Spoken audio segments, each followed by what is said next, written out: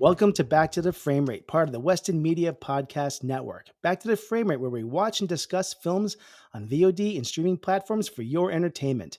I'm your host, Nathan Shore. I'm here with Eli Escobar, Brianna Butterworth, and filling in this week for Sam this week is actor Paul Kandarian.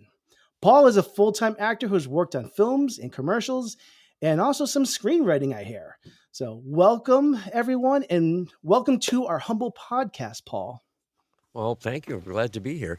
I was kind of hoping Sam would be here, but then again, I wouldn't be. So maybe it's a good thing he's off in Canada. So. Well, you know what? Since you mentioned Sam, I was going to save this for later, but Sam could not go a week without being represented in some capacity on the show. So, hello, everyone. Sam Cole here. I'm one of the co-hosts of Back to the Frame Rate. You can also check me out on the YouTube travel adventure show. It's called Walks of World. My handle is Walks of World 1981, and I traverse all the far corners of the globe in search of adventure and spiritual enlightenment, and so far I have found none. Paul Kandarian, I wanted to welcome you to the podcast today. You're a very talented actor and a great human being, and I hope you have a fun time. I just wanted to warn you, these people are absolutely crazy. Keep your guard up the whole time. They know no sense of boundaries, especially Eli Escobar. Watch out for her. She is an absolute maniac. Anyway, that's it. I hope you have a great time. And I also just wanted to ask you, you are the definition of a working actor, and you get lots of work, and your career is robust and impressive. And so I just wanted to ask you, and I mean no offense, just out of curiosity, could you tell the viewers and the listeners how you go about finding so much work, and also what's it like having an expressionless cinder block for a face? Thank you very much, and have a great day. I love you, Sam. I love you so much. It's funny because I always thought Sam Cole had an impressive cinder block for a whole fucking head. One of the biggest domes I've ever seen. I forget what he asked me. Oh, how do I find all this work? I hustle my ass off.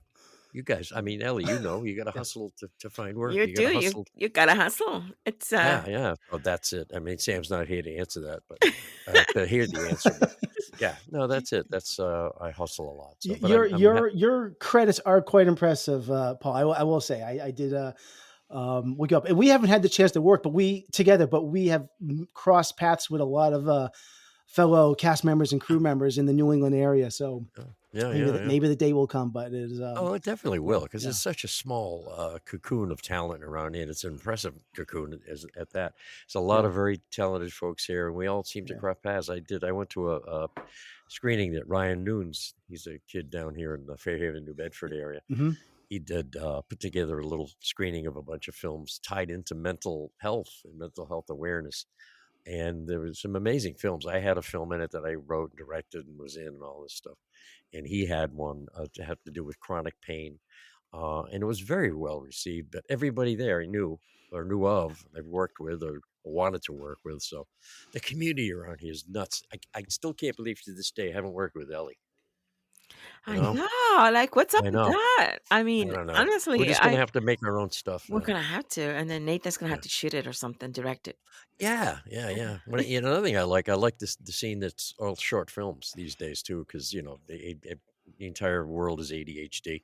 So, it's so true. It's so true. But I love making short films because, you're in and out. I love doing commercials, too, because those are really quick. Do them for a day and you go and you get paid pretty decently. You do. But anyway, that's me in a nutshell. Something I've always wanted to do since I was a wee lad growing up in Seekonk, Mass. And I always wanted to be an actor. Never had the courage to try it till I was 54, 55. In 2007, I got into it. And I've just been playing English balls to the wall ever since. Man, I just love doing this stuff. Love it. And I live just to be on set or on stage, just to do theater once in a while. That's great to hear. Yeah, that's my crazoid life in a nutshell. Thank you for sharing that, Paul.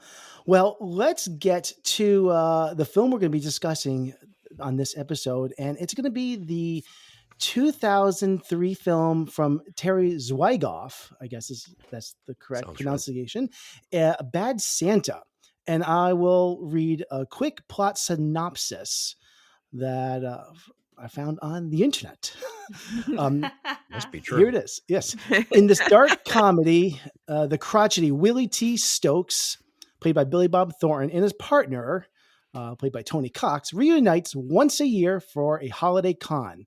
Posing as a mall Santa and his elf, they rip off shopping outlets on Christmas Eve. This year, however, Willie is falling apart. He's depressed and alcoholic, and his erratic behavior draws the suspicion of mall security. But when befriending a small boy brings out his kinder side, Willie begins to wonder if there's still some hope for him. So I am going to just cue up the trailer for Bad Santa here. When it came to holiday spirit, Willie's never had it. It's not real. Well, it was real. I got sick and all the hair fell out. How'd you get sick? I loved a woman that wasn't clean. Mrs. Santa? No, it was her sister. Oh, no. Where's your sleigh? It's in the shop. Where's the reindeer? I stable them. Where's the stable? Next to the shop. How do they sleep? Are you messing with me? There's something about the guy that makes me uneasy. Now, a hopeless kid Wedgie. and a Santa nobody liked are teaching each other a lesson. Is that your underwear? Part of it. Where the hell's the rest of it? Actually, don't tell me. I don't want to know. Put your dukes up. You got to learn to stand up for yourself. Oh, no. Scream at him. Ah! Jeez. He is pathetic. Scream! Be loud! You don't hit in the... What's wrong with you? He's just a kid. I told you I didn't want to do this, huh? All right, so that's part of the trailer from Bad Santa. And I guess the first question I want to ask, what is everyone's history with this film? Is anyone seen this for the first time here? Nope. No, I saw it when it came out, but I haven't seen it since then. So it was definitely kind of memory hold for me. Ellie, have you seen this before? Oh, yeah.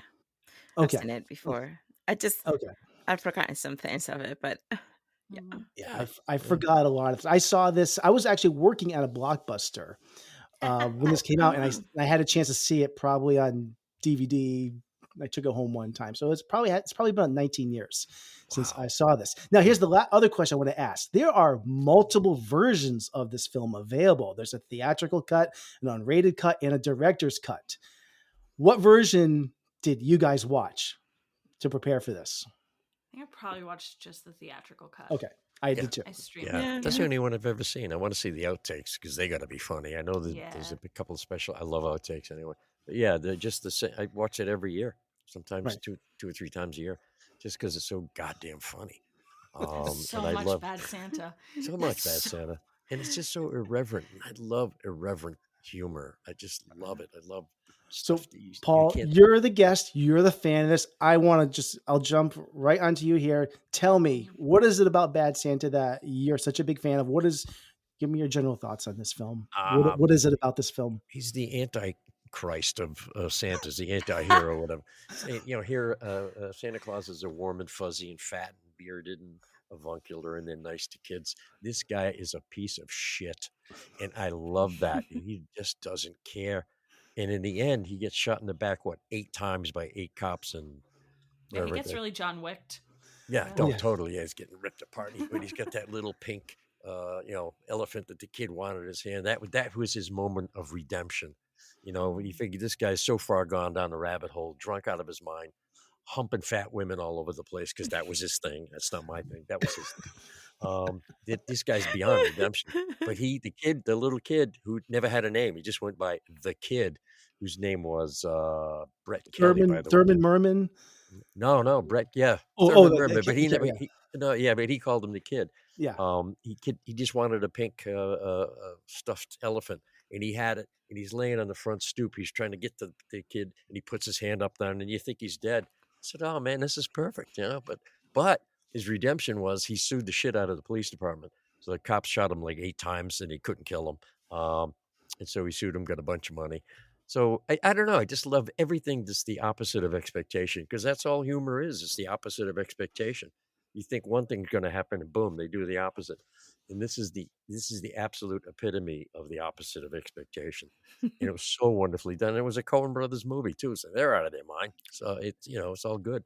What's his name? Roger Ebert. He was loved it pretty too. stuffy. Yeah. He Yeah. loved it. Yeah, he Yeah. loved it. I just like that. You don't know what to expect, and then the totally bizarre stuff happens. And an Academy Award winner, I think she did, Cloris Leachman, right? I think she won an Yes. Academy Award. Yes. She was in it. She said, "I'll make you sandwiches." That was her line for the whole thing. Other than that, she just kind of sat in her, droopy stockings and nightgown watching TV. Never did anything. And it was just a perfect movie, perfect comedy movie, dark, black comedy. It's the absolute embodiment of black comedy, and it was terrific. That's why I watch it every year, and then immediately maybe go watch It's a Wonderful Life just to balance things out. So, if you were to give this a star rating from 1 to 5? Oh, 5. 5. Yeah. Or if you want to do the Spinal Tap thing, 11. But, right. I apologize. I jumped the gun. B, I forgot to do your movie facts before I was so eager to hear what Paul had to say about this. No, but, we can keep rolling with reviews. That doesn't bother me at all. We'll just we'll loop them all in. We'll loop them all in as we go. That's fine. Ellie. Yeah, well, we both jumped at Ellie. What do you think? Ellie was so surprised. Ellie gets the elf in the headlight look there. Sorry, Ellie. So what I think about the movie, well, I love Billy. I think he's hot. He's skinny. He's like, yes, he's skinny mini, but I love skinny men. Sorry. No, not sorry. And I really think he's hot. It's like something about him. I don't know if it's the eyes. I think it's the eyes that just grab me. He does have nice eyes. See what I mean? See, so throughout that's the only thing I'm going to say. Throughout the movie, I thoroughly enjoy. Okay, can I say the word asshole here? I think this is an uncensored episode. Oh, it's gonna be. So, okay, mind you that he's outtakes on Patreon. Yeah, okay, he's an asshole, but I think he's been bitter because I think he's been let down throughout life, and so he, how some people just are mean because they just had a really bad childhood. I think that's what happens to. What's his name anyway? Billy Bob Thornton? No, in the movie. That's Willie Stokes. Willie Stokes. Oh my goodness. I don't know. But let me tell you something. I really loved this movie. The first time I saw it, I laughed my pants off, and I loved it the second time around. There wasn't anything about this movie that I did not like. I love what's the proper name to call them? Little people. Okay, little man, I love the little man in the movie. There's a scene in the movie where they're fighting in the ring, and I love that the way he just falls. Yeah, he felt like stiff. He was it's so weird. Yeah. It's so funny. I just cracked myself up. Anyhow, I really I don't know what to say. I mean, there's nothing wrong with the movie. I, like Paul, give it 5 stars. It's an enjoyable movie. It's the kid. Yeah. I felt so bad for him. Yeah. The fact that he has no parents and he's basically living alone, and then he comes Billy and he becomes kind of like his caretaker, but in a way, I just feel that he's the little boy is the scenes with the little boy were kind of sad for me. Yeah, because he's just reaching out to have someone in his life to just, especially when he brings like the pickle? No, not the pickle, the grades. And he's like, oh, look, here's my grades, and I don't know. I love everything. I love the little man. I love the little kid. I love Billy. I love the young, what's his girlfriend in the movie? Oh, Lois. Yeah. Yeah. Gilmore Girls. Lauren Tom. That's all I can think of. Lauren Yeah, Graham. she was terrific. She's been in a lot of good She stuff. She was in the is. Joy Luck Yeah. Club. She was on Friends. She was a pretty good actor. Yeah, she's very pretty too. Yeah. So I just enjoyed it. I have nothing bad to say. I think everyone Wow. should take a look at this movie. Oh Yes, my be God, ready yeah. to sometimes be like, what the F? Moments in the movie because it's so, I don't know, it's just so like he doesn't care. He's gonna tell you what he thinks of you. Yeah. And and it's kind of gross that he's dealing with children and he pees and he's drunk and in real life that's never gonna happen, I hope.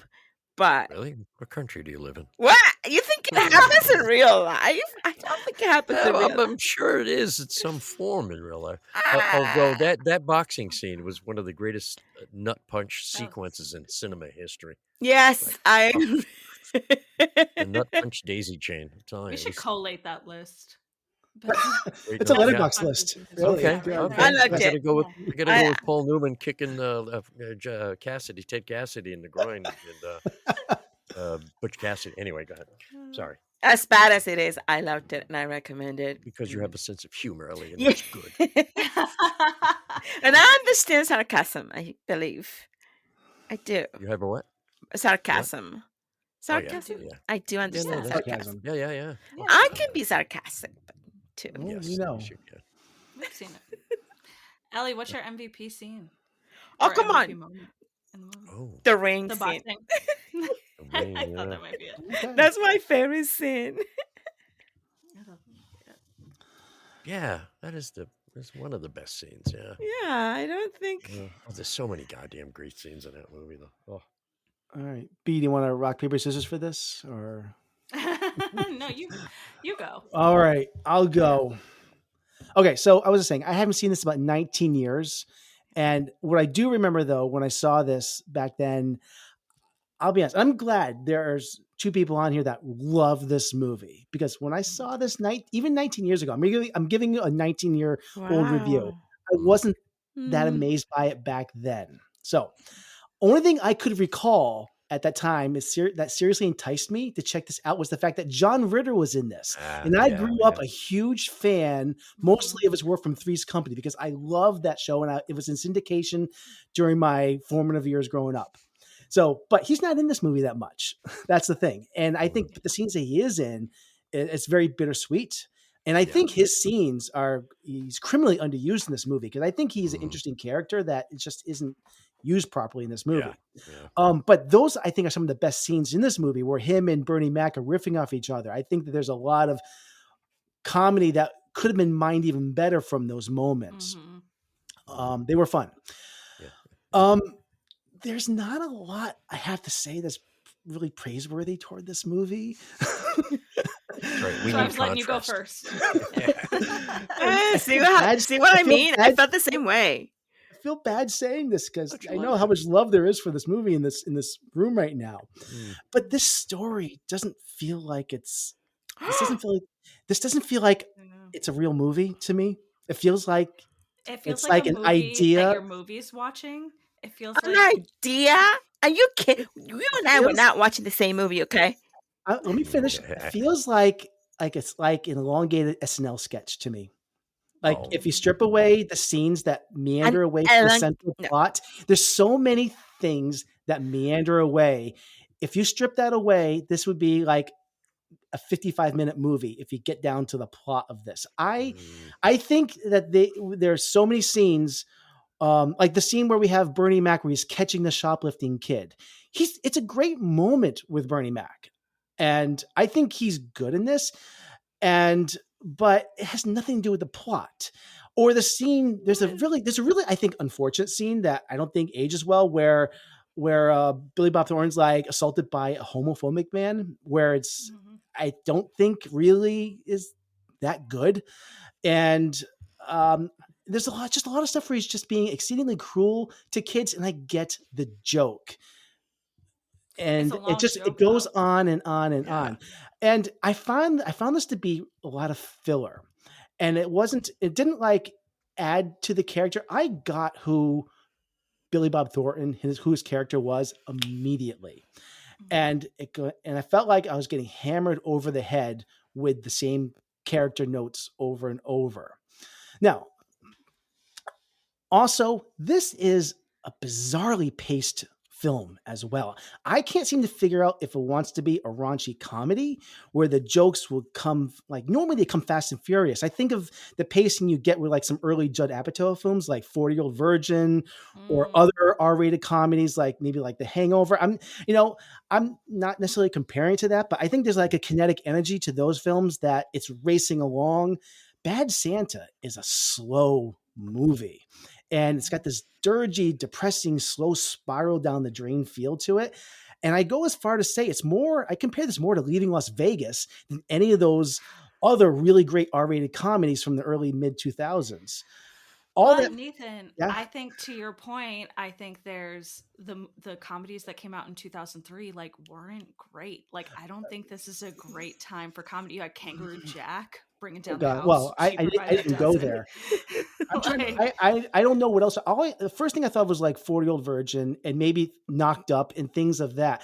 And that's a different taste. But I'm also just thinking of like the pacing of the jokes. These aren't jokes to me. This is just cruel rants of just people just I don't know. Like erectile dysfunction jokes aren't funny to me.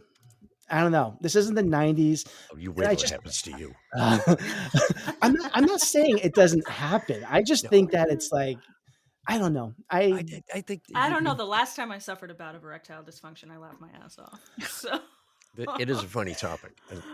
I guess it can be. I know. Okay. Maybe that's not the best. The pace of it. Yeah. The pace is intentionally a little more methodical because if it hit you over the head like a fast-paced comedy, it would be really depressing because then it wouldn't be that funny because there's just a lot of it going on.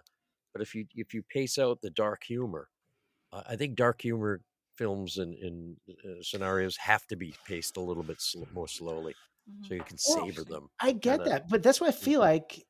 Is this a comedy? Is this more of a comedy drama? It's definitely a comedy. What did you think it was, Nathan? No, but I feel like I need to. It wants to be a comedy, but I think it really is a drama, or it's something. It's a comedy in the box of something else. Yeah. You know what's really weird? IMDb, I think it had it listed as a comedy thriller. It says, what the fuck? Thriller? Hardly a thriller, you know, but it's the most depressing movie I've seen in a long time. And I've seen some depressing movies. Thought it was depressing? Absolutely. No, see, Ellie and I, we love sarcastic humor. I did not find it true, but I'm giving you examples of things like I get like the Judd Apatow movies and Hangover. Not all of them are good at all, but I'm just saying like I can go for R-rated raunchy movies, and like the Jennifer Lawrence movie that just came out. We both agreed Ellie was great return to like an adult like R-rated modern adult comedy, you know, but like there's some good stuff that when it's done right, that funny jokes coming at you quickly. But I just found this to be not even jokes, but just like slams on people, Tony Cox. All he does is just bash and bash and bash. You are the biggest piece of filthy maggot over and over. Like, oh my God. I have that quote right here. You just didn't like his fat sausage fingers then. I don't know. I just found it just you know, it's okay. I've gone on. I ranted. You did rant. My point is been noted. So, anyways, I'm giving this 1.5 stars out of 5. No. I'm out of here. That's horrible. I'm glad I watched this. This is still a fascinating film because there's nothing else like this. I'm not against this movie. It's just it really is not for me, I guess is what it is. This kind of humor just doesn't really roll off me as much as others, because I don't find these to be jokes. There Yeah, are I'm just with a you. few moments. I love the moment of the reveal of Thurman Merman's name. I thought, because it's held back until the last moment. He's like, "Your name's Thurman Merman." I thought that reveal was funny because that wasn't like just a slam. There was a few moments like this. The scene with Bernie Mac and John Ritter, I thought was funny, where they're kind of riffing, "Man's a sexual beast" or whatever it was. You know, like they And had some Ritter's reaction when he goes, he just makes that perfect John Ritter John Ritter's face. great. John Ritter's great. There's some funny moments in this, which I laughed out loud a couple times, maybe 3 times in this movie. But anyways, okay, I'm gonna hand this over to B before I steal all her thunder. I also didn't love it. I maybe didn't hate it that much, but I really didn't love it. I do think most of it was just not my humor, like just mean spirited for the sake of it. And I do think the side characters were more interesting and they were funnier every time. Like I didn't think Billy Bob's whole shtick was that funny, but I did think a lot of what else was happening, like Bernie Mac and John Ritter, was pretty funny, and I sort of wish that had been fleshed out more. And it just, that's what kind of kept me watching, was to be able to see that. But I didn't like it for this other reason, which is maybe a little bit different. That genre, that really specific genre of like grizzled older man riddled with ennui suddenly finds himself saddled with a feisty young person who just like melts the ice around their heart. That's not my movie. I'm not interested in that story. I'm like, what was it, like Susie Q or Curly Sue, that one, the Wim Wenders movie, Alice in the Cities. Like I just don't like, I don't like kids as a plot device for men learning how to feel emotions. Like I think that's really boring. So it just, that wasn't gonna be my movie anyway. But then it just, that's why they make pistachio ice cream. Speaking of sappy movies like men seeking redemption through little kids, remember the movie Savannah Smiles? Way back in '82. I actually cried watching that movie. This is before I had kids too. And I must have been stoned because I didn't have kids and I smoked dope a lot. But yeah, I know what you mean about that. But that's what I love about Bad Santa is because you're not expecting a Santa Claus to be that reprehensible. And he is. We have the Grinch. Yeah, you it's expect that different. from the Grinch. That's The different. Grinch is Grinch, but Santa Claus. Yeah, just I didn't like how Laurie Graham, his girlfriend, was used in the movie. It was just weird. Super flat. Yeah, she was my least favorite character. Yeah, she was just super flat. It was fine. It had some funny moments. I thought it was fine. Yeah. But when you look at like within a few weeks of each other in 2003, Love Actually and Elf are also released. So it's like I don't even think it holds up amongst the Christmas movies that year. Like if I'm in movie theaters in 2003, Bad Santa's not it. Bad Santa's probably last for me. Well, no, it doesn't hold up to those movies. Those are totally different type of movies. But as opposed to, this movie and this movie, I feel it did its job, which is dark comedy, and comedy is not always. Comedy can be painful sometimes. I think it did what it did on purpose. I didn't like its purpose. That's just. I don't think it had a poor execution. I think it executed what it wanted to well. I just wasn't on board with the mission. Believe me, coming out of Neuer films, I'm good. Yeah, I'm so good. Ellie I just heard somebody in NPR the other day were talking about bad Christmas movies, and he mentioned Love Actually, and I haven't seen it, but the way he described it sounds like Love Actually is so boring. It's very schmaltzy. Got a backlash now. It sounds like they would drop a diabetic. It's so cheesy. Oh yeah, it's super cheesy. It's Cheetos cheesy.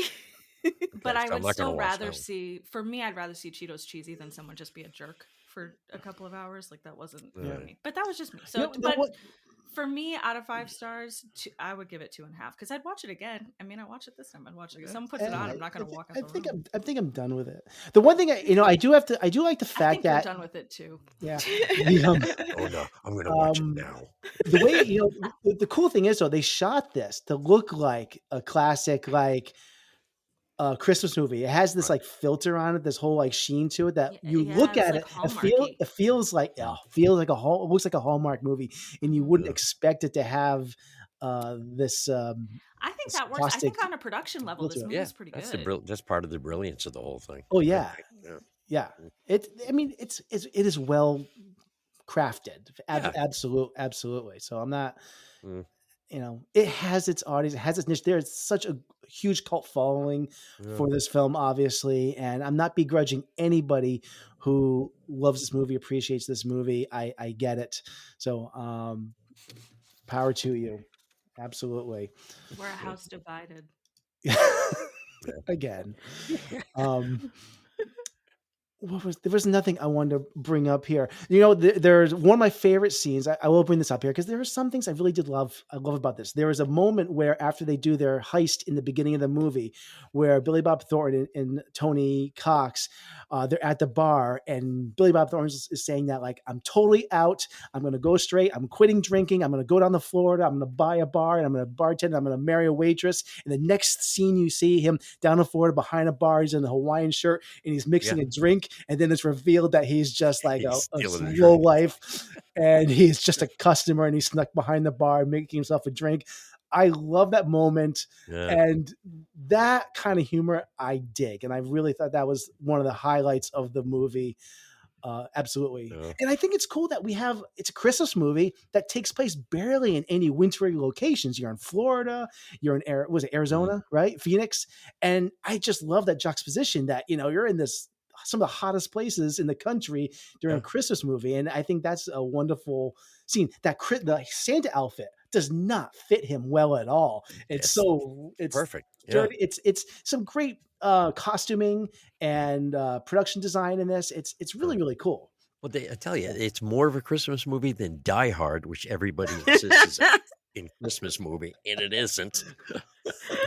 Sorry, I see it worked up about that. Do you remember what Marcus said to Billy Bob before he left for Florida? He said, if I call you next December, I call you next December, you're going to be so happy to hear from me, you're going to do a goddamn backflip. You're going to put that Santa hat on so fast that you're going to get fucking hat burn. Yeah. Oh my God. It's a great line. That is a good joke. That is a good joke. It's a great joke. And then they show him behind the bar in Florida, and he's like, well, look, he's got a bar now. No, he doesn't. He turned it around. Yeah. No, it was great. No.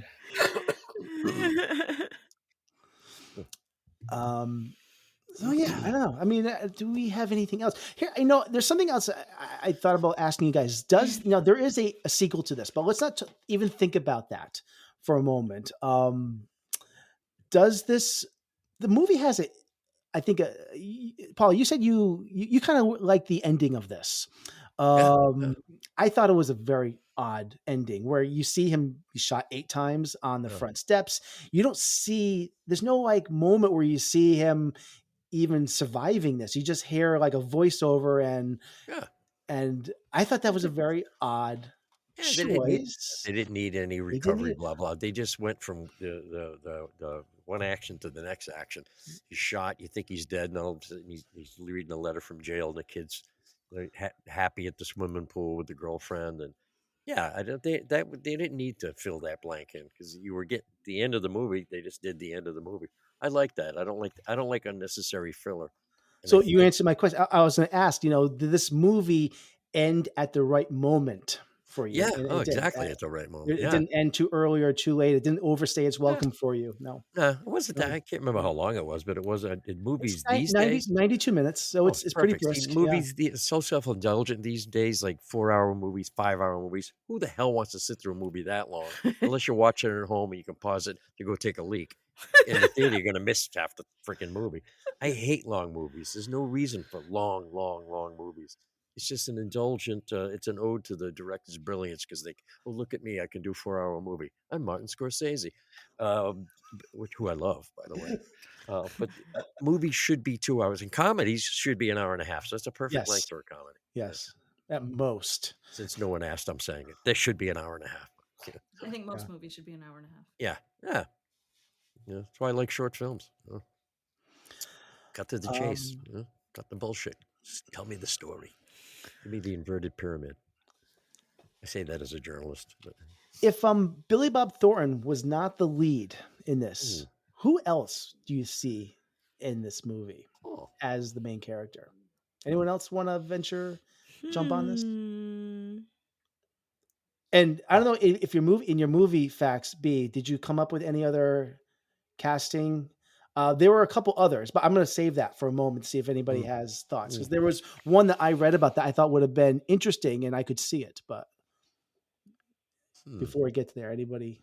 I got one. Yes. Nicolas Cage. Well, he would just shoot up scenery like nobody's business. That's for sure. I could see it. I could see it totally. Yeah. Just I actually think I'd like that.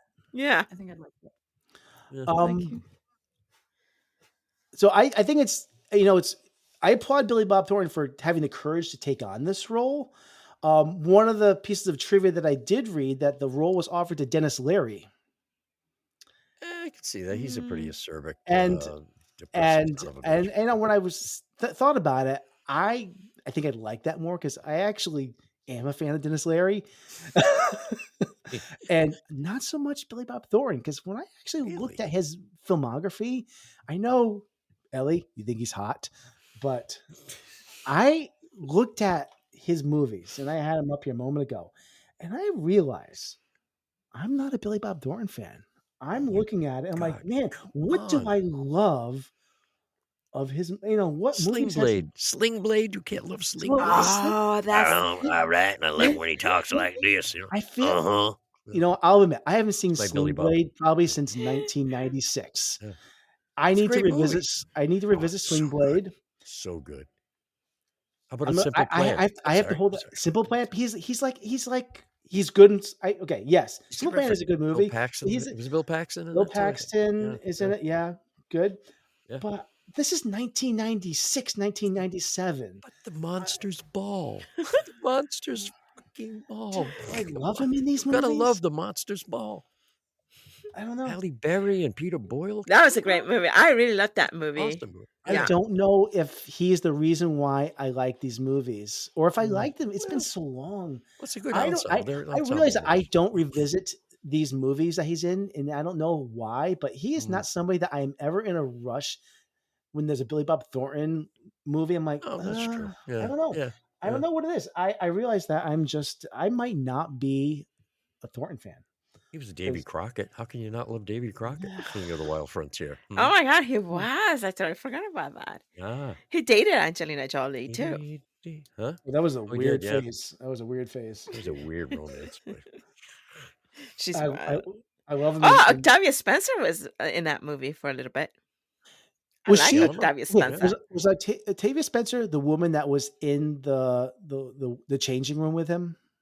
Or was that I don't remember. No, she's one of the prostitutes on the outside. She was a prostitute. She was not because he was like in the big and not big. I was about to say big and tall. No, we don't never see who's in there. You never see it, but she's the one that says I couldn't poop right for a week or something like that. Yes, that's her. Oh, yeah. That's what I was thinking. Like, is this the same woman that was in the dressing room? No. No. Okay. I don't think it was. I can check the cast list, but I don't know. Yeah. He was in Friday Night Lights too, which I never saw, but I heard it was good. TV show. So he's done a lot of stuff. He's done a lot of stuff. I can't think of this anything I've been like. I mean, Bad Santa probably is his most iconic role. Yeah, well, maybe Sling Blade, but like I'm trying to think, like, yeah. is he really reached greater heights than Bad Santa? I don't know. It's not a bad height. It's a good height. I mean, bigger. I don't know, but I'm just, no, I don't know. Anyways, I don't know. I guess I'll just mention, if I had to have an MVP of this movie, I think it's just the scene between John Ritter and Bernie Mac. I think they only have like 2 scenes, but I think it's the one moment where I think the movie just kind of has an energy to it that was my wavelength. So I don't know if anybody else have an MVP that they didn't bring up yet. Well, it hasn't been brought up. No, I think the boxing boxing scene is. I brought at that thing. I know Ellie liked that one too. Yeah, I don't know if that's my favorite scene. It's pretty good. And shooting Santa. Come on. It doesn't get better than that. And I hope that many kids saw that happen. Yeah. That was a great thing. The reaction of the kids across the street, they're looking and go, "What?" They're screaming to watch Santa get shot. That's perfect. I love that. Yeah. Got to learn someday, kid. It ain't a perfect world. Anyway. That wasn't in the movie. That was me. But yeah, the boxing scene I think was my MVP scene. Okay. Well, what Ellie? What do you think?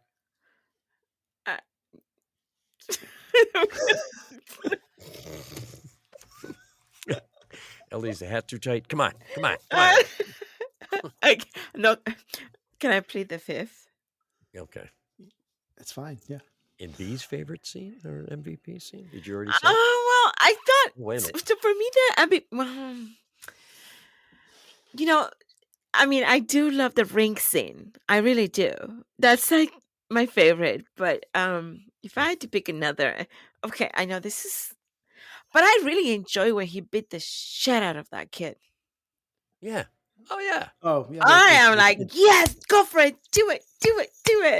Yeah, I really do. That was so. Actually, the following scene I think is really good, where he's talking to Tony Cox, and he says that he's turned a corner, and it's like his redemption moment where he realizes that he thinks he's on the right path because he beat up some kids, and it's a great character moment for him.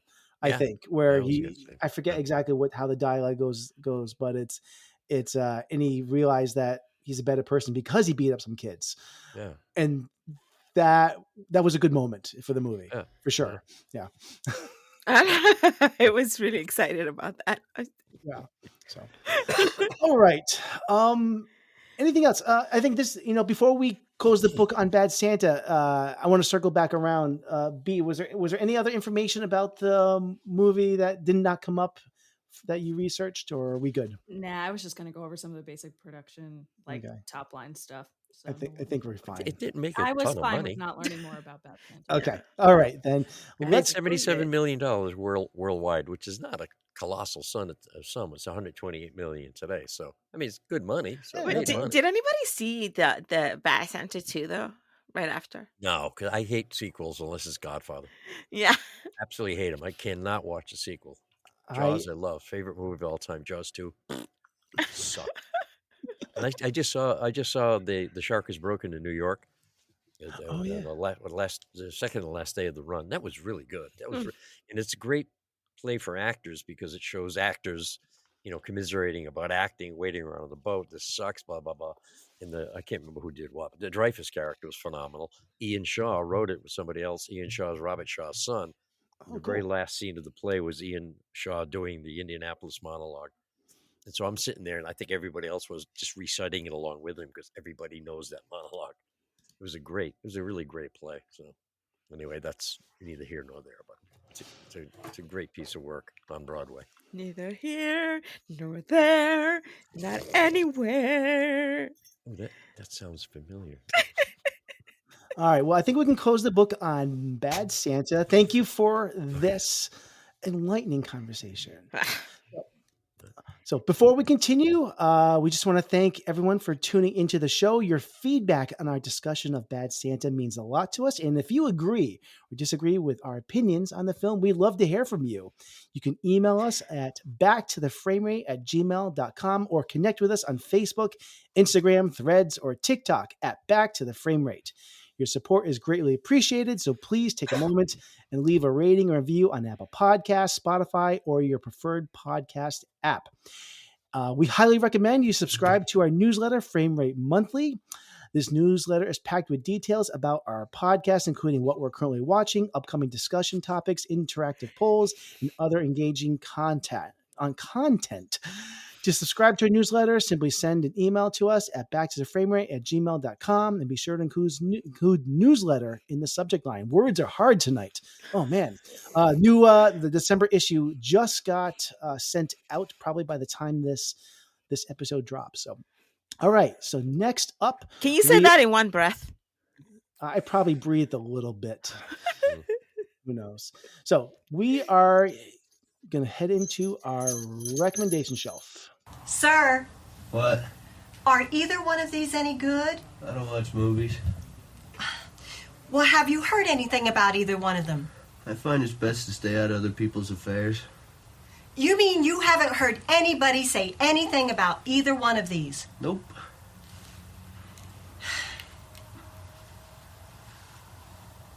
Well, what about these two? Oh, they suck. All right. So we are going to be recommending films that feature deplorable anti-heroes. And I think there was debate whether we just do anti-heroes. And I said deplorable anti-heroes because I want the worst of the worst terrible people in films. So Really?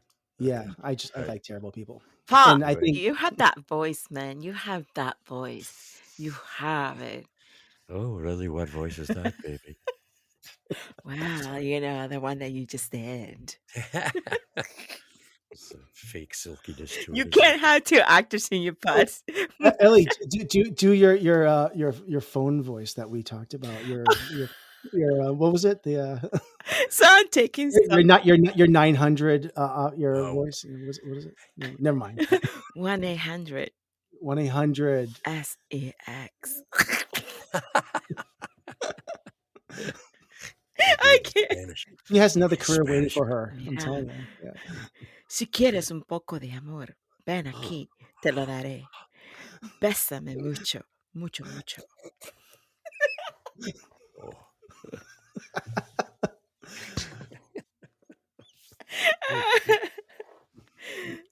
That's why we probably couldn't work together. We'd be laughing the entire Wait, time. what? Oh, goodness. But that's what would make it so much better. Yeah. All right, I'm gonna get us back on track here. Deplorable Anti-Heroes is our recommendation shelf theme this week. The tie-in to our review of Bad Santa, and I am going to, you know what? I'm going to nominate B to begin with this week's recommendation. Heck yeah. So I went for Trainspotting, which really I think you could pick any character in Trainspotting. You really could. You Anyone really in could. particular that comes to mind is like the worst of the worst? There are a couple, but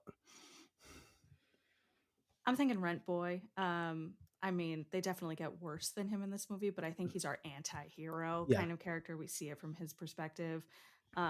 If somehow Trainspotting has escaped you, I think you should see it. That's for me a great example of people behaving badly, but just somehow really kind of getting you on their side. And I love the way it looks. I just love Danny Boyle movies. I think they're great. I think that's a great example of a Danny Boyle movie.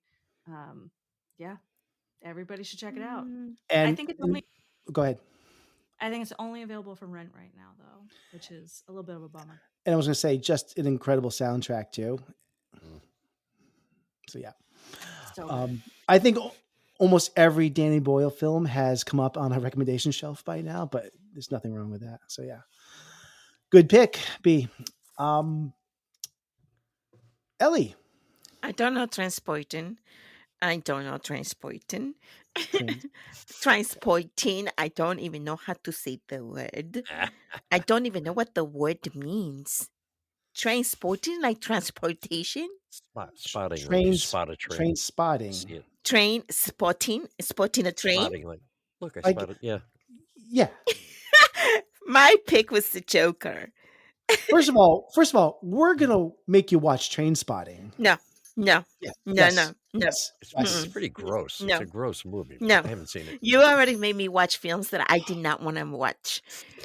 I mean, this one's really we're great. talking. Let's go back to the very beginning, as like always. Okay, I was not a fan of that film, and so Really, no. Well, I fell asleep. it was a beautiful. It was He's Audrey bringing out Hepburn's receipts last right movie. now. It was- Just like, you won't make me watch Danny Boyle. No, Really? no. I don't even. No, no. Anything else? I'll watch The Exorcist all over again if I have to. Okay, but the Joker, because of course, one of my favorite actors, Joaquin Phoenix, is in that movie, because what is there not to love about the Joker? He did such an amazing job with the film, and yeah, I think it's a very popular film. I think most people probably already watched this film, but if you have not watched the Joker, I would recommend it, because he's one of those characters, it's an anti-hero. But I also felt bad for him. I felt bad because I feel like most anti-heroes, and in real life humans, I'm not talking about movie characters, but I feel like most anti-heroes or come from a very traumatic childhood, and it's unfortunate and it's sad, because here I am in my own little bubble, Ellie's world, and everything's happy and colorful and like rainbow colors, right? Pink and blue and yellow, and I eat pink cupcakes. But then you are faced with the reality of life in this world. It's a lot of anti-heroes are out there that do cause real harm. And so I feel like for the Joker, it's one of those instances where I don't think he was very much loved growing up, and this is the result. Yeah. Yep. Yeah. It's a good pick, Ellie. So yeah, definitely. Joker is streaming on Max and Prime Video, so a couple places where you can get it, can see it. My pick, let's see, this week for Deplorable Anti-Heroes is I'm going to mention the character first. His name is Louis Bloom, and as brilliantly portrayed by Jake Gyllenhaal in the 2014 film Nightcrawler, directed by Dan Gilroy. Yeah. When we first encounter Louis, he's a small-time thief, but his ambition quickly propels him into a new career as a freelance videographer, which I can relate to because this is what I did for a while. Not in the same vein as this guy, but he goes around capturing crime scenes and accidents in Los Angeles, selling the footage to news outlets. I'm a really big Jake Gyllenhaal fan. And in my opinion, this is his best performance he's done so far. He flawlessly embodies a character whose moral compass is just utterly compromised, driven by ambition, and cloaked in a pathological facade of arrogance, against the backdrop of it's got this exceptional psychological thriller. The film explores this like dark underbelly of media sensationalism and this relentless pursuit of success, and even at the expense of one's humanity. Louis Bloom just stands out as a really truly remarkable anti-hero. So I love this movie so much. I've seen it a couple times. Now I want to watch it again. So definitely check this out if you haven't seen it. It's streaming on Max right now. Great pick, Yeah, Nathan. Great Thank pick. you. So, Paul, do you have anything you want to recommend? Or say the Joker because again, I'm with Ellie on with great minds kind of thing. But I can't pick a charity did. But Michael Corleone in Godfather 2, man. Oof. He's cold Italian ice, man. And yeah. Oh God! And that was the only sequel I'll ever watch. They did Godfather 3, and it just sucked the big one. It was horrible. Luckily, Sophia went on to be a great director because she was a terrible actor. But yeah, he wasn't good at it. No, perfect anti-hero. Reluctantly drawn into the game, the family business, and then he just embodied it totally, and he just became this horrible human being. He had Freddie killed. Fredo. Fredo was an innocent man. I know. Poor Fredo. Poor Fredo. Hey, no spoilers. No spoilers. It's amazing. Sometimes you say, hey, Godfather, start talking about it, and people say, oh, I've never seen that. What rock are you under? I get offended with people, but I've never seen Nightcrawler, is it? Oh, you must. You gotta go. You gotta see it. It's really good. I think Jake Gyllenhaal also like lost like 20, 30 pounds as well. His eyes are so like set in his head. Wow, He just he just looks creepy. Like physically he transforms himself for this movie somehow. Like I said, I've got shoulder surgery coming up. I'm going to be laid up for about a month. There So you I got a lot of go. TV, a lot of movies to watch. Mhm. But anyway, All right. So great picks, everyone. Last thing we're going to just cover tonight is our movie musings. And this is a part of the show where anything we want to plug or mention with our life in movies or TV shows that we've watched over the past week, or anything that we're looking forward to seeing that's coming to the theater or streaming on VOD. This is the opportunity where we can just mention it. So we'll kind of go around the table right here. Ellie, I see you've got a few things here you want to mention. So I'm just going to hand it over. Do you want me to go through all of them? I would say I see a lot here, so maybe I just I'm gonna tell you really quickly. I watched The Crown, the series. and it makes me mad. The queen makes me mad. That's all I'm gonna say. Okay. Squid Game. I thought I was watching the Squid Game series again. This is like the contestant game show that we're talking about. Right? This is It new. wasn't until they get shot that I realized this isn't the same idea from before. So the actual Squid Game series season 2 is coming out, I think, in December. But this is the whatever they call it, real reality show. Yeah. Didn't like it. Don't care for it. It's lame. Okay. Yeah. Okay. Why? You have a question? Okay. Go ahead. No. Go ahead. So it's the sort of the same. You've seen the Squid Games, I'm assuming. I saw the TV show that came out like 2 years ago. Yes, and so it's based off of that, but it's the reality show, and I don't like it. I don't like it because it's just, just if they're not gonna kill you in the show, then I don't care. So just so that nobody gets confused, there's this Squid Game, which was a dramatic series, which came out in, I think, 2021. Yeah. There's a new show called Squid Game: The Challenge, which is a reality competition show, which just got dropped on Netflix, I think, within the last week or two. Yes, it did. So I have no interest in this either because I don't do any reality TV. No, I don't do reality TV either, except for maybe Selling Sunset. Because, it's Selling Sunset. Come on. Anyhow. And I love the Selling Sunset clothes. Anyway, Squid Game, Escaping Twin Flames. Oh, my goodness. I watched 30 minutes of this then, and I had to switch it because I don't care. I powered through, Ellie. I powered through for both Did of us. you? B, you're better. You're a better person than I am because I thought it's like, what is this? This is boring. I don't really care. So what's the premise? These were the most bullshit Tiger King cult leaders. I was like, who would fall for these people? They suck. Oh, I don't know anything about this. What is the premise of Escaping Twin Flames? Oh, go ahead, B. Say it. Tell it. Because I'm not.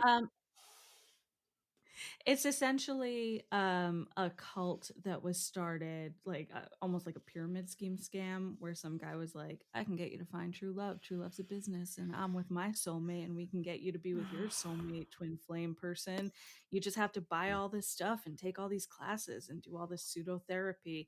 And it was like a lot of it was done over Zoom, and it was just weird and it's so bad for anyone who the fact that people will fall for that, like, they really do. Like, why? No thanks. Yeah. Okay. And then so I'm just gonna say Fry Bread Face and Me. Okay. Shout out. I'm gonna do a shout out to Billy Luther. He is the writer, the screenplay.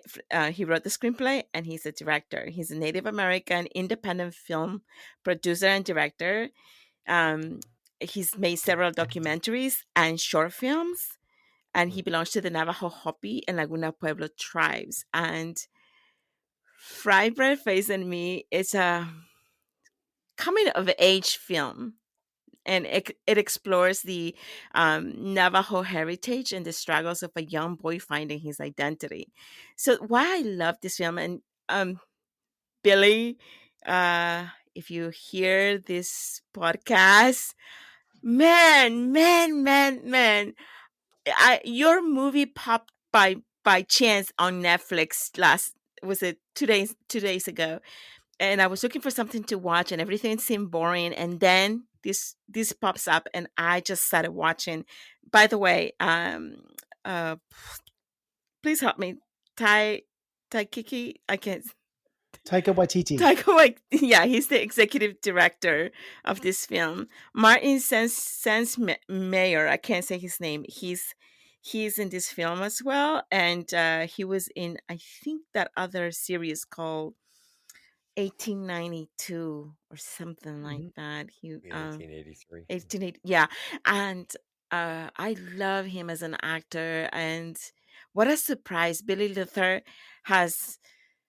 This movie, Billy, you make me cry, you make me laugh. The humor, it's not overdone, it's not dramatic, it's not everyone. It's just such a heartfelt movie, And I relate to it being, also indigenous, growing up with my grandmother.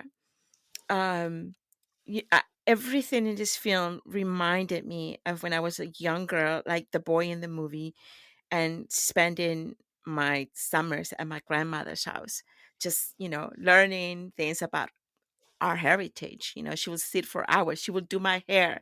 One of the things in the film, one of the lines in the film that the grandma says, by the way, the grandma speaks in Navajo to the young boy, and they don't translate that into English. So there's subtitles at some points, but not when there's interaction between the grandma and the young boy, the young boy. And I think I know why that is. And I think it's marvelous that they didn't translate, because you don't need to.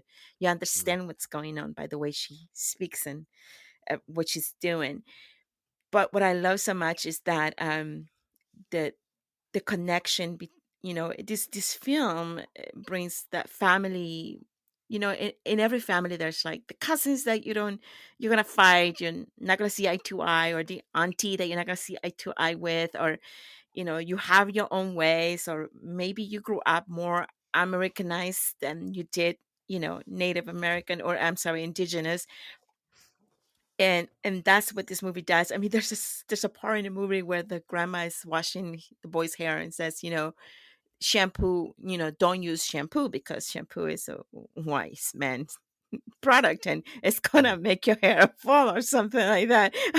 And I remember my grandma saying something very similar, don't use chemicals, don't use shampoo, it's going to drop your hair. And so, don't cut your hair, because we as indigenous have love to keep our hair long. And there's a scene where these two cousins connect in this in at their grandmother's house, and they're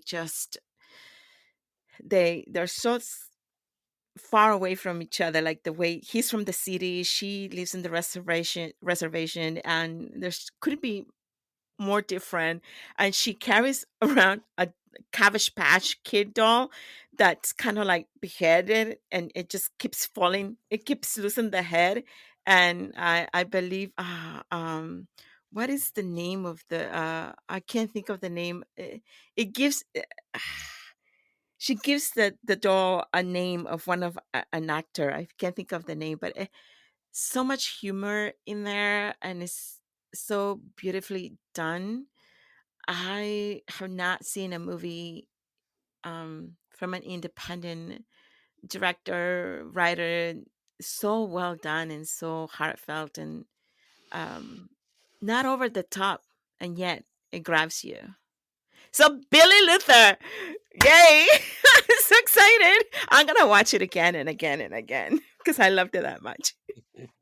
Well, I'm putting it on my Netflix queue, so thank you. All right. Okay. Is that it, Ellie? Yes, watch it. Okay. If you have Netflix, All right. watch the movie. All right, very good. All right, B, what would you like to mention? Sure. So I wasn't on the podcast last week because it was my birthday. Yay. Happy birthday, belated birthday, but yes. Feliz cumpleaños. Thank you. So my partner and I did dinner and a movie classic, and we went to go see the Hunger Games, Hunger Bird? whatever. And Paul, it's a good thing you don't like sequels because this was a prequel. And okay. And it was Is Jennifer good. Lawrence? Jennifer Lawrence in it still? Sorry? She's still in it, Jennifer Lawrence. Oh, yeah. No. This takes place how many decades before the Hunger Games movies? This is like long before, right? Like the first Hunger Games. It's like the fifth Hunger Games. Like it's super early on. Okay. Best installment of the series, maybe in the franchise. I thought it was really great. It's on a curve. It's not my favorite franchise, but I thought it was really well executed. I thought it looked great. I thought the storyline moved. I thought all the acting from the side characters and stuff was great. My one issue with the movie is that, and this might be a little bit of a hot take, I don't love Rachel Zegler. I don't really know much about her, but everything I've seen her in, she sort of overacts. Like, she has this very stage way of acting, and I just really didn't buy her as some like pseudo Appalachian person from a mining community. So to zoom out a little bit, it's sort of telling the story again of someone coming from a poorer district to fight in the Capitol in the Hunger Games. It's interesting to see the Hunger Games when they're still really early on in their inception. You see some of the technology and stuff they're using kind of failing. The sets are a little more dystopic. I do think it's the most dystopic and apocalyptic kind of Hunger Games that you see. But I just don't super buy her as the lead. But there were moments where she was really great, and they make her sing a lot. And if you do that, it's just magic because she has a beautiful singing voice. So kind of won me over with that. So I thought it was really good. I thought it was better than the original trilogy. So, and then I went to Quadrilogy. Hmm? Quadrilogy. That's too many. There were 4 of them, right? They broke up the 3rd book into 2 movies. So, yeah. Anyways, go ahead. No, that's true. I forgot about that. Yeah. And then I went to the theater again to see The Holdovers, and I thought that was just like a warm hug of a movie. We had been excited for that one, and I thought that was really great. And also just kind of an unexpected love letter to Boston. It was so fun to watch them just sort of driving around in the winter in Boston. That just felt really, there's something kind of romantic about it. And I thought it was really pretty beautiful. It was. That was yes. my week. Yeah. Okay.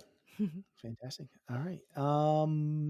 So I will say I also saw The Holdovers last week, actually probably a couple weeks ago. I didn't get to mention it on the last week's show, but again, I loved this movie.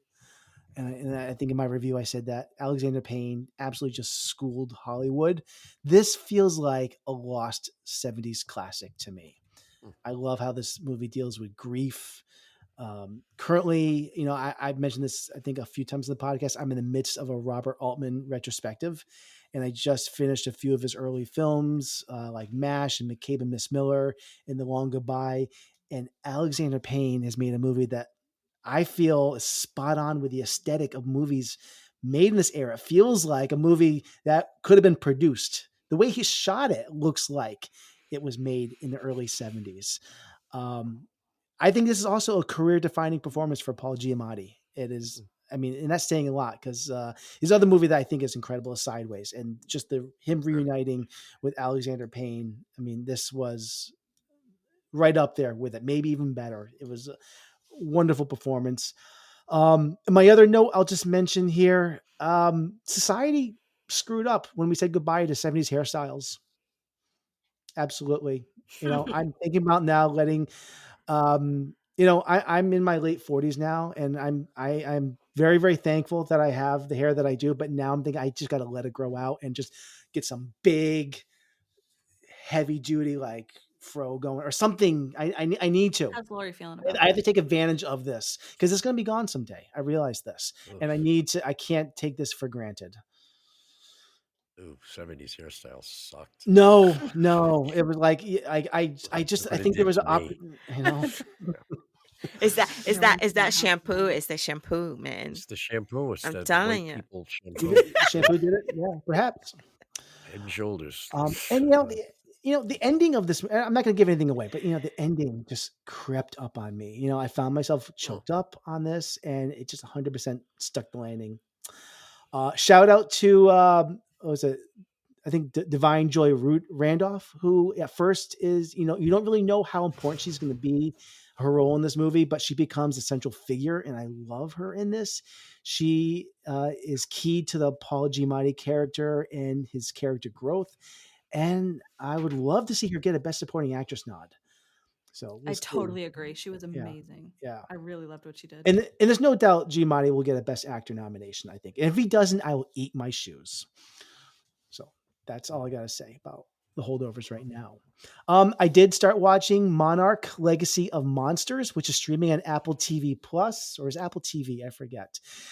I was about to cancel my Apple TV subscription because I'm like, Ted Lasso is gone, and I don't know if it's coming back. They haven't announced that it's over officially, and Shrinking isn't coming back for like a while. So I'm like, there really isn't anything keeping me on Apple right now.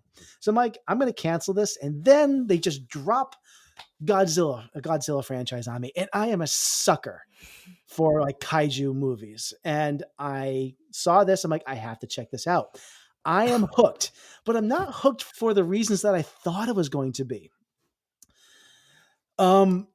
This is not what I expected. It is not a monster bash, but maybe that's a good thing, because I think one of the problems with the Monsterverse that's been going on is that the character drama kind of sucks in a lot of these movies. And the funny thing is, this show is heavy into character drama, but it seems to be working for me for some reason. The amount of monster action in this is like 3% of these shows. And I've only seen 3 episodes of it as of this recording. But for some reason, I'm really into these characters because I feel like they've actually cracked the code of making interesting characters and giving them stakes. And I love the fact that Kurt Russell's in this and his son, Wyatt Russell, who for the first time they actually paired as father and son. No, the same character, but at different eras. And they haven't fully explained how they are father and son when they should be like way different in age. And I don't know where they're going with this yet.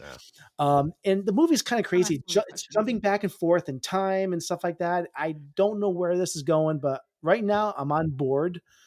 It comes out on Wednesdays on Apple TV. So I'm seeing where it goes, but yeah, I'm digging it so far. I am.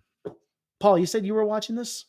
Yeah, I watched a review online, movie reviewer who went on for like 40 minutes about connecting Godzilla 2014 and all the MonsterVerse stuff, and like, what the hell's he talking about? So I'm not that well versed in all that, but they alluded to the fact that, and I love seeing Kurt Russell too. Who doesn't love Kurt Russell? But he's got to be 90 in this thing, not in real life, but he looks pretty damn good for playing a 90-year-old. So that's a little, you got to kind of suspend disbelief. Well, I think they're going to explain that because he clearly is not 90 in the show. And they actually called it out. Some character says, shouldn't you be like in your 90s? Yeah. And he said something about he got good genes or something like that. Yeah, they're going to, that is a thread they're going to come back to because there's a reason for that, I think. But I liked how they used the father morphed back into the son or vice versa, right? And you can see, I mean, they got the jawline and everything. And Kurt Russell is Kurt Russell, and his son is not as good as his dad. No, but he's pretty good. But I saw 3 episodes. I'm gonna watch the last one, and we'll go from. Well, I think it's 8 episodes long, the whole thing. Oh, is it? Yeah. Oh, it ain't ending for a while. Oh, yeah. Altogether, there will be 8. Yeah. And the last thing I'll mention is I finally did catch up with the latest MCU installment earlier this week. I think I have more to say about my feelings, and that's, of course, the Marvels. I think I have more to say about my feelings as a whole. I don't know. I have really mixed feelings about this because, I've been watching these movies for 15 years. And again, I feel like, what do I have to say about this that hasn't been said 1,000 times all over the internet so far? I found this movie to be very mid-tier Marvel, but I guess what I want to say is that I found this to be a chore getting out to the theater to see this. I haven't missed a Marvel film in the theater since the MCU started. Yeah, I'm explaining. Going back to Iron Man, these were events that for me, I could not miss in the theater. So the other night when I knew I had the opportunity to head to the theater to see the Marvels, I knew that it wasn't performing well. And there wasn't going to be that much more time remaining for me to see this if I didn't see it a few days ago. And I'll admit, there were other films last Friday I was eyeballing, such as Napoleon, which I'm really eager to see, or Eli Roth's new film Thanksgiving, which I really want to see as well. And it's also just, that time of year where there's just a lot of films that we've been waiting that are being unloaded into the theater right now. But the point is, I wasn't really looking forward to seeing this in the end. And a night where I had the chance to see something, I went to see a movie that was probably like the 4th thing that I wanted to see that night. And well, that's on you. it is on me. It is on me. And I went to see it, I think for the sake of tradition or obligation, or maybe for nostalgia. But nonetheless, the Marvels I thought was just okay. It looked like every other Marvel film I've seen over the last couple of years. They had the same flavor, and I think that's what's hurting these movies. You can swap out the superheroes, bring in auteur directors, raise the stakes, do whatever, but the problem still remains is that we're ordering off the same menu. I feel like the Marvels was just more of the same for me, and more of the same during a time when this franchise desperately needs a facelift. I think it's just spelling a problem for Disney. So there's nothing wrong with this movie at all. It is a completely competent superhero movie with really good performances, but the problem is it's just more of the same, and that is becoming to the point where it's just not good enough when it's the same good superhero movie. That's all. So that's I think that's what a lot of people are echoing. Can I speak as an old guy? I can't Yeah. stand superhero movies. I've not seen a Marvel movie. I saw the last movie I saw was Star Wars back in the day, and I loved it because it was high. Well, I don't know. There's just so much emphasis on these big budget superhero, big name movies, and I know they sell, and that's why they do them. They didn't sell, they wouldn't be doing them. But I mean, I'm old fashioned. I like good story based. We don't have I'm to with go Paul off on a too. rant. I'm with Paul on that. I don't. I mean, you talk about Altman. I love 70s movies are awesome. I mean, I think Paul, Also what made these superhero movies special was the connected universe for these for a while. And again, I understand that these aren't your things, but I don't think these movies would be anything if it wasn't for the fact that for a while, all these movies you had. I won't get into it. Like all these phases of the Marvel Cinematic Universe was building. You had all these Iron Man and Guardians of the Galaxy and the Hulk and all these characters, all these standalone films building toward one thing coming together, which has never been done before, ever. And that's what I think was special about it, where people got excited. It's been done now. You can't do it again. And you can change the big baddie, you can change the heroes, but it's already happened. And they're trying to do things with like a multiverse and things like that, but it's becoming complicated. And I think people are, again, the fatigue is here. And I think we're not going to get into it, but I'm just saying Listen, if Chris Evans is not Captain America, then I don't care for any of them. Yeah, I mean, but I think that's a surface level complaint about all of this. Your actors can change up. Some people are going to care more about Robert Downey Jr., or Chris Evans, or Chris Pratt's not in this movie. It's all going to be one person's not going to like something about this. But I think there's a more global issue than my favorite actor's not in the movie anymore. So, but they stop making money. They ain't going to be making them. Well, it's all bottom line. It's true. That's true. But I give a quick in 2024, there's only one Marvel movie coming out, and it's really not even an MCU movie. It's Deadpool 3, and that is that's the first time in like 14 years there's only been one superhero movie from Marvel coming out. So it'll be interesting how they are going to recover. But that is another podcast.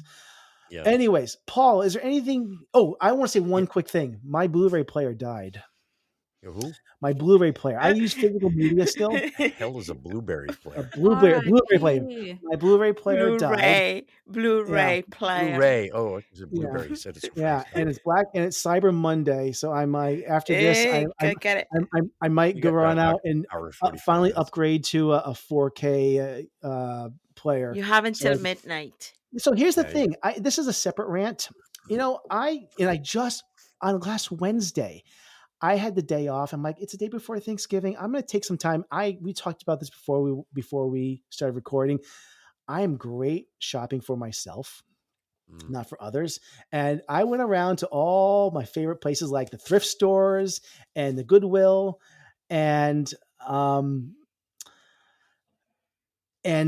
what I did was I go around and find like the $2, $3 Blu-rays.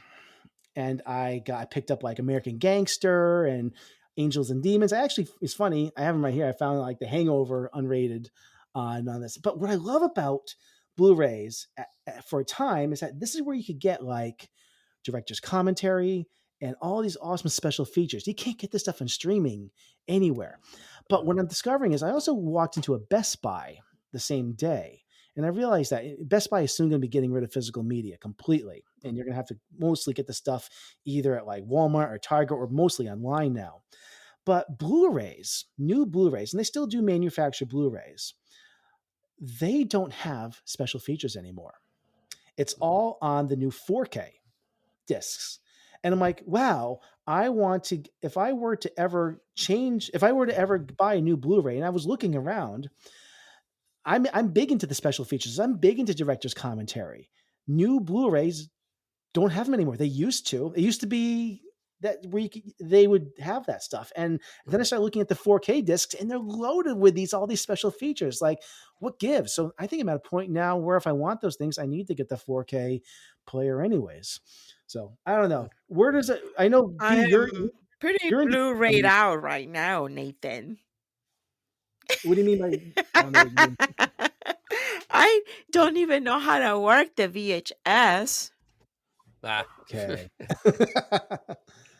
But anyways, I'm just really upset that, studios still make Blu-rays, but they completely abandoned the special features on the new Blu-ray disc. So they make I have so much to say about this.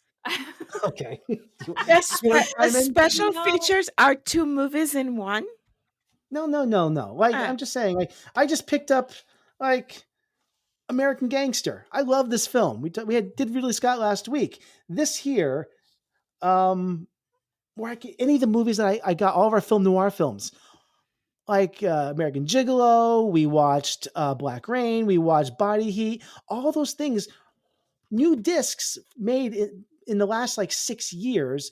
None of them had any like director's commentary on it, or special features were bare minimum. But if I were to look at like, new 4K versions of them, not many of them had them, but they all have like feature commentary from the director, deleted scenes, documentaries, and all these special features on 4K. This is probably not something that I meant to get into like in a big way on the podcast, but I just wanted to say that my Blu-ray player died. I'm going to get a 4K player, and I'm ranting on the fact that Blu-rays no longer have special features. That's all. Blu-ray company. We're going to have to talk to them. That's all. Paul. Can I just say one thing? Yo. I'm sorry. Sorry. My one thing is, I'll tell you, Nathan, I regret not getting region free, because a lot of the 4K Blu-rays that I want that have the awesome special features are from boutique companies like Criterion, Arrow, Oscilloscope, like just some of these more Ooh.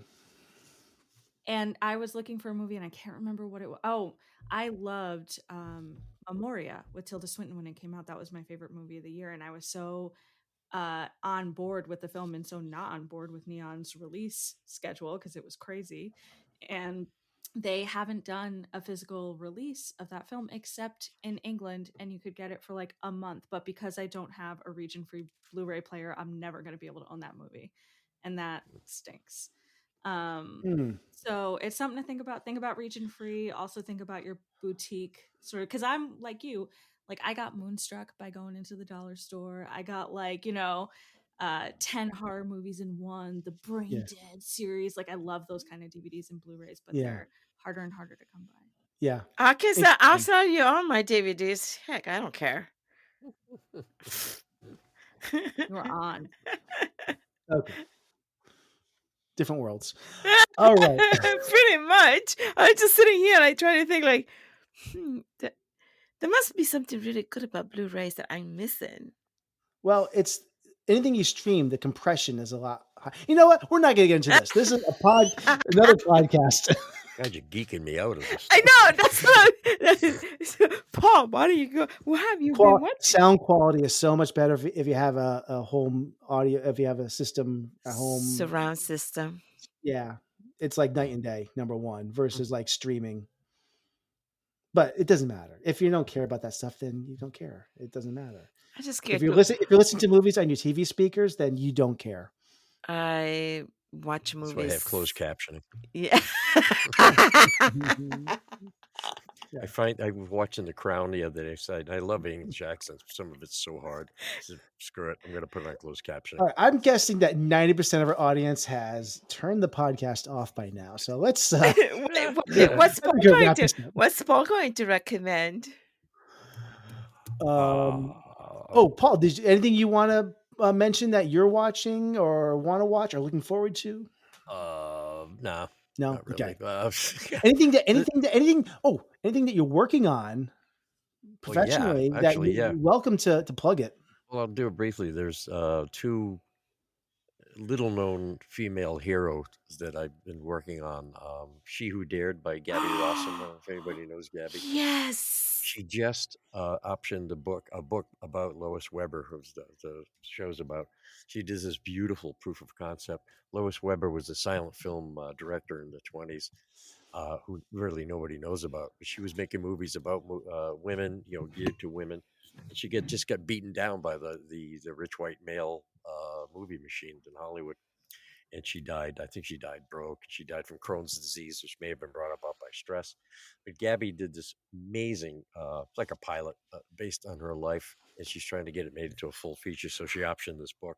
So that's huge. Yeah. And the other one is Sweet Freedom by Alyssa Batello. I was in that.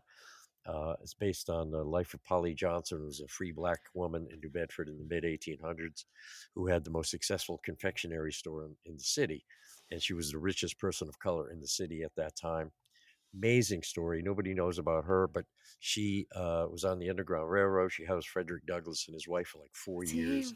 She's a hero. I mean, these are the stories I live for, Paul. I love stuff like this. Yeah, I totally like do. You're so lucky. And shout out to Gabrielle Roson. Did I say it right? Yeah. Roson. Shout out to her because honestly, as a female artist, for me, she's an inspiration. She is. I love that. She's brought that. I've seen the trailer, just the trailer. I haven't seen the film, unfortunately, not yet. But I hopefully in the future. But just the trailer alone is so grabbing, and I thought, wow, what a great trailer. And I think that from what I'm hearing, and just a little bit of the story that she gave us on her website, I am just so inspired by the whole story that, female directors are so underrepresented in this industry, and to have the story of a woman who practically a pioneer woman who was a pioneer. And then Gabrielle comes and kind of does that story, and I thought, oh, this is what I live for. It's got to be great. Yeah. I mean, you're right. I'm so lucky to get involved with you are projects so like lucky. Yeah. You get to wear costumes from the different periods, which is really cool. That is so freaking cool. Yeah. Well, it's great. I mean, I love it. And speaking of great female directors, there's a great interview with Greta Gerwig in this month's Vanity Fair, which is awesome.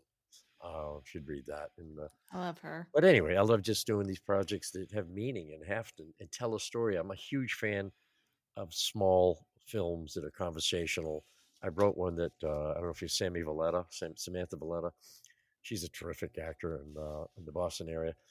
I wrote it just for her and I. It's a two-hander. It takes place in an airport lounge. We're trying to get it funded now. We're trying to find an airport to film it. This takes place in a lounge, and it's just two people connecting. And the theme of it is it's a grieving kind of thing.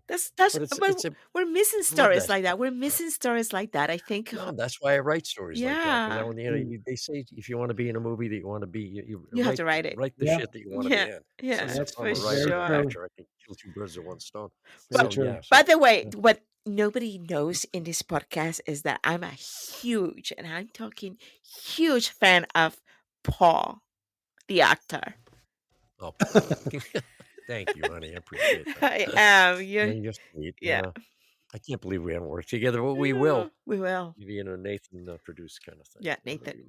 I got to get back into producing and I haven't written anything for a while. It's been a year and a half. I've been doing this, and I've been so busy with, I run the Weston Media Center, and it's been so time consuming lately. And when things kind of slow down, I get to do some writing and producing. I haven't done a movie in over a year, so I hope that I have a bunch of scripts. I tried to do something over the summer, it just didn't come together, but we'll get there. By the way, Sam, if you're listening, you missed it. You missed the Great Paul podcast. You missed it. Well, we're gonna try to twist Paul's arm to return to the show sometime if he had a good time. Guys, I found the name of the doll. Remember the doll, the beheaded doll in the movie, Fried Bread Face and Me? It's called Jeff Bridges. The doll, and they call the doll Jeff Bridges, and it's out of love for Starman, the only movie they have on VHS.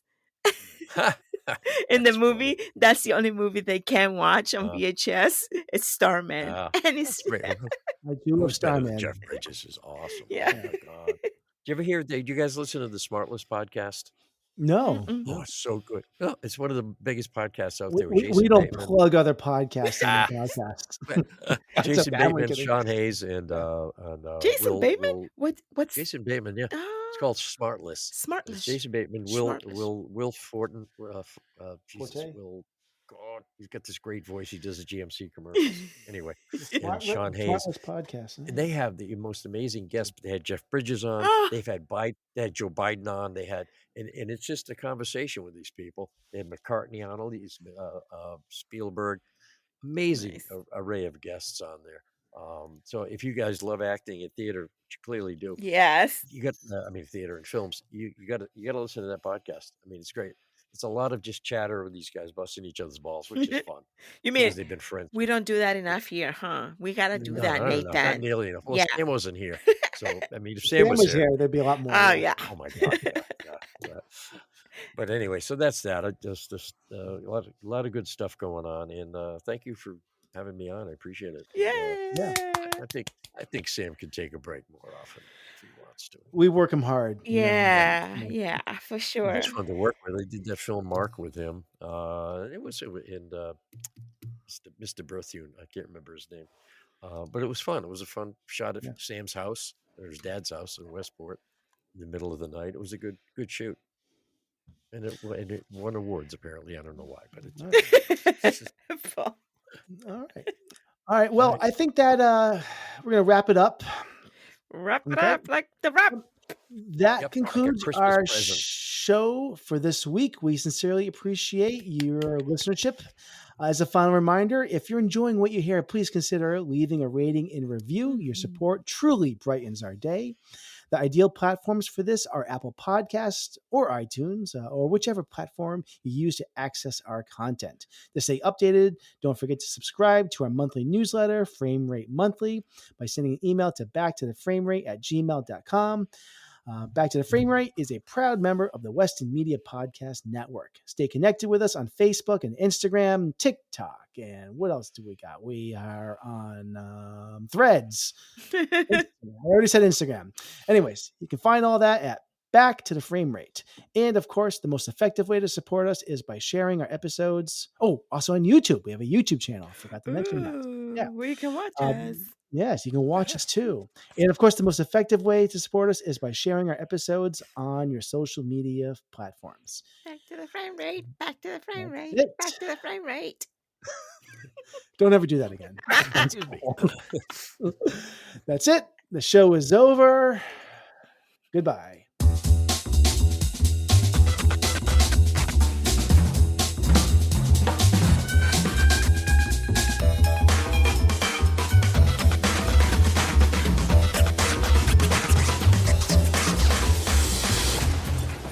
I want you to know it's over.